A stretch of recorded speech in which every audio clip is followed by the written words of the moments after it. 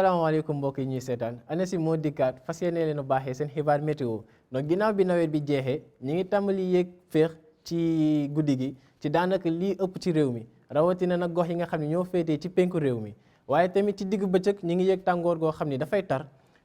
di laal gox yi nga xam ne ñoo féetee ci digg réew mi bët gànnaar ak i penku bu ñu àggee ci leeral xibaar yooyu tàmbalee ko ak animation satellite bi dinañ gis ni ci guddi tey jii jëm bisub suba asamaan si dina leer ci daanaka lii ëpp ci réew mi lu yenn niir yu oyof yu ñuy xaarandi ci yenn gox yu réew mi bu dul loolu leer asamaan su leer lañ nar a nemmeeku ci daanaka lii ëpp ci réew mi ci guddi tey jii nag féex la ñuy xaarandi ci daanaka lii ëpp ci réew mi rawatina gox yi nga xam ne ñoo féetee ci penk réew mi yu ci mel ni Linguère Matam ak Bakel ñoo nar a am température yi gën a néew toll ci ñaar fukki degré bu dul loolu li des ci réew mi température yi dinañ woy ci diggante ñaar fukki ak benn jëm ba ñaar fukki degré ak ñett ci daanaka li des ci réew mi ëllëg tàngoor moo nar a gën a tar ci gox yi nga xam ne ñoo féetee ci digg réew mi waaye tamit ca penku réew mi lañ nar a am température yi nga xam ne ñoo gën a kawe ca Linguère ak ca Matam toll ci ñeent fukki degré bu dul loolu bët gànnaar réew mi dinañ fa am température yoo xam ne dinañu àgg ci fanweer ak juróom-ñeent ca Saint-Louis waaye Podor tamit dana am fanweer ak juróom-ñeent ci bisub suba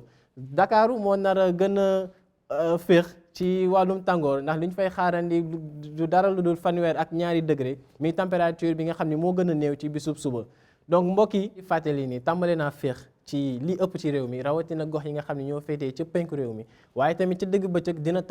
tàngoor goo xam ne dana tar ci gox yi féetee ci digg réew mi bët gànnaar ak penk ànd ak tuuti mbooye ci gox yooyu noonu mbokk yi looloo newoon seen xibaar météo ñu ngi leen di ñaan ngeen di woy di topp information yi ci xarale yii di leen dig daje ëllëg di leen ñaanal guddi jàmm wasalaam